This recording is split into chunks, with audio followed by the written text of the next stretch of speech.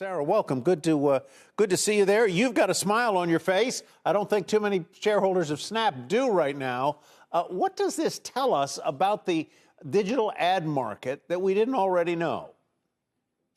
Yeah, well, there's a few things. One, it's not declining, it's decelerating. But what we're finding is that some of the big digital players are getting the spooks. The people who need to pull their money out of the market are pulling quickly in digital first. And that's because the contracts have really short out clauses and you're able to pull out. Whereas if you need to pull money from television or a legacy media channel, you might not just be able to yank your dollars. And so I think that's the biggest learning here. The other big learning is that for some of these big digital players that are starting to diversify their revenues, you look at Snapchat just introduced a new subscription feature. Twitter has introduced subscriptions over the past year. Those things are not growing fast enough to make up for these giant losses. You know, Twitter is down 1% in revenue for this quarter compared to last year. If its subscription offering was actually moving as quickly as they thought it would, they probably wouldn't be in that position.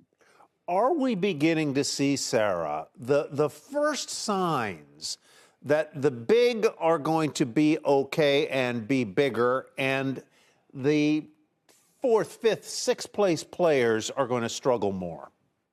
No, I think everyone's going to feel this hit. And that's simply because when the economy slows, the entire ad market is going to slow, and that's going to impact everyone. I also think the big sort of elephant in the room is TikTok. If you were to have removed TikTok, then yes, I think Meta, maybe Google would have had a lot of optimism to look forward to. But you have this big giant that we can't see how fast it's growing because they don't report publicly and break out their numbers. That's starting to really eat at a lot of the market share. I actually think what you're going to see is that everyone has a slower second quarter, but I do think it's going to look adversely worse for some of the smaller players, especially some of the younger players. If you think about it, Snapchat said its revenue was growing 50% on average for the past 4 years since it went public.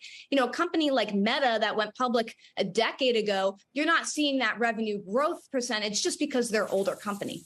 Sarah, we talked to Mark Douglas of Mountain last hour, and I want to call out the weak performance of Facebook and Google, especially today, because he was saying he thinks a lot of this is just brands pulling back and not necessarily a slowdown in direct ad spending, which could see a benefit and has historically performed well during downturns. And if so, you'd think that Meta and Google would be two of the biggest beneficiaries.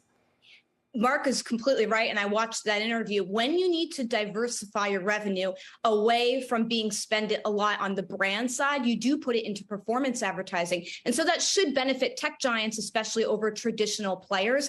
The challenge, though, is, Kelly, what I mentioned before, is that those ads are actually really efficient, but they're also really easy to pull. And so while I do think in the midterm, like next quarter and the fourth quarter, the performance advertising companies like Meta and Google are going to benefit, I think the shock factor hits them the hardest in the beginning. And if you remember going back to the pandemic, this is exactly what happened right at the heart at April and March. That's when everyone just halted their digital ad plans because they could. It was the TV companies that did okay at that time because you can't just pull out of a TV contract. So I think you're right, but I don't think you're going to see that advantage come through until probably the third or fourth quarter.